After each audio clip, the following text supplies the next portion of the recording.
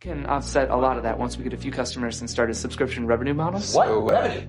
No revenue. I'll call you back. What? Why would you go after revenue? Because to make money? No. If you show revenue, people will ask how much, and it will never be enough. The company that was the 100Xer, the 1000Xer becomes the 2X dog. But if you have no revenue, you can say you're pre-revenue. You're a potential pure play. It's not about how much you earn. It's about what you're worth. And who's worth the most? Companies that lose money. Pinterest, Snapchat, no revenue. Amazon has lost money every fucking quarter for the last 20 fucking years, and that Bezos motherfucker is the king. The king. There's no revenue. No one wants to see revenue. Go. I just thought that mainly the goal of companies is to make money. Yeah, no. That's not how it works. I don't want to make a little bit of money every day. I want to make a fuck ton of money all at once. ROI. ROI. You know what that stands for? Return on investment. Nope. Radio on internet. Hey, you know what? Settle an argument for us. I say it's time to start making money from the Facebook, but Mark doesn't want to advertise you. Who's right? Neither of you yet. The Facebook is cool. That's what it's got going for it. Yeah. You don't want to ruin it with ads because ads aren't cool. Exactly. It's like you're throwing the greatest party on campus and someone saying it's got to be over by 11. That's exactly right. You don't even know what the thing is yet. Exactly. How big it can get, how far it can go. This is no time to take your chips down. $1 million isn't cool. You know what's cool? You? $1 billion. That shut everybody up. And that's where you're headed. $1 billion valuation. Unless you take bad advice, in which case you may as well have come up with a chain of very successful yogurt shops. When you go fishing, you can catch a lot of fish, or you can catch big fish. You don't seem to realize what business you're in. You're not in the burger business. You're in the real estate business. You don't build an empire off a 1.4% cut of a 15-cent hamburger. You build it by owning the land upon which that burger is cooked. What you ought to be doing is buying up plots of land, then turning around and leasing said plots to franchisees, who, as a condition of their deal, should be permitted to lease from you and you alone. This will provide you with two things. One, a steady upfront revenue stream. Money flows in before the first stake is in the ground. Two, greater capital for expansion, which in turn fuels further land acquisition, which in turn fuels further expansion, and so on and so on. That's where the money is. And more than that, control. Control over the franchisee. Fail to uphold quality standards, you cancel their lease. Control over Dick and Mac. End result, you'll have the banks and the franchisees in the palm of your hand. You get up $2.5 million.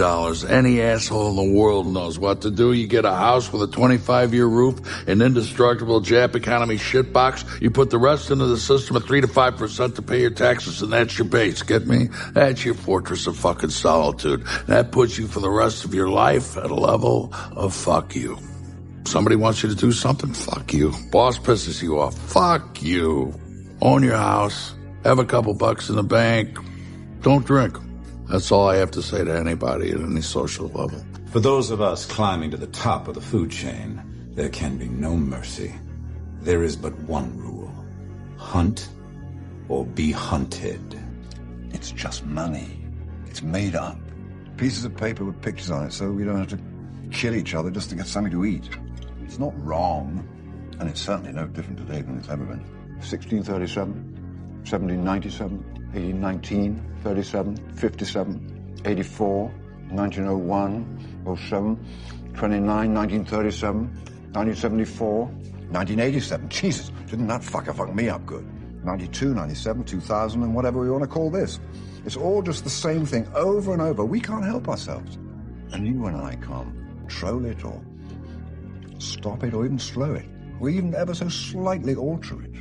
We just react, and we make a lot of money if we get it right, and we get left by the side of the road if we get it wrong. And there have always been, and there always will be, the same percentage of winners and losers, happy fucks and sad sacks, fat cats and starving dogs in this world. Stop it. Stop. What? You have any idea what you just did?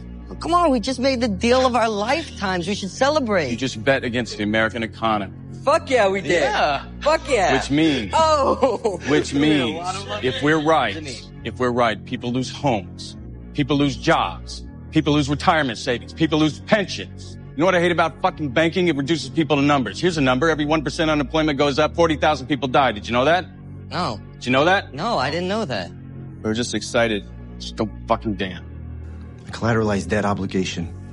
It's important to understand because it's what allowed a housing crisis to become a nationwide economic disaster.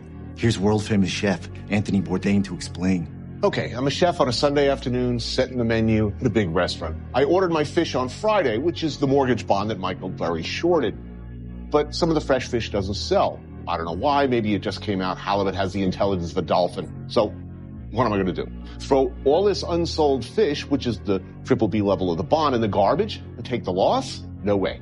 Being the crafty and morally onerous chef that I am, whatever crappy levels of the bond I don't sell, I throw into a seafood stew. See, it's not old fish. It's a whole new thing. And the best part is they're eating 3-day-old halibut. That is a CDO. Hello? Mr. Fairweather. Speaking. My name is Nick Holden, and I want to be your broker. I've already got a broker. Really? How's he doing for you? Make any money last year? Nobody made any money last year. That's not true. If you're with me, you'd have netted 3%, and that's after the crash. I don't believe you. You got an email address? I'll send you my earnings report right now. Biotech and alcohol were up. How did you get my number? Your old broker. He's not smart enough to keep you to himself. What do you do for a living, Charlie? I'm a history teacher, but I'm not interested. The only history that's worth a damn is the history we make today. You know who said that? I believe Henry Ford said that. Yes, he did, and he was right. Have you heard of Reimer Pharmaceutical? No. Of course you haven't, because your job is to teach, and my job is to know about companies like Reimer before everyone else. You know when you don't buy a stock? When your cab driver tells you about it. Now, if you'd known about IBM before the invention of the microchip, would you have bought in? Of course. Well, Reimer is poised for a breakout on the same scale. Monday, the FDA will approve them to begin clinical trials on a quantum-confined nanotechnology that has the potential to transform cancer medicines. And I can get you in on the ground floor. That sounds like insider trading. Not at all. No, it's completely legit. Look, I pour over 1,000 pages of scientific, technical BS so I can make you rich at $3 a share. Let's start small, okay? 1,000 shares.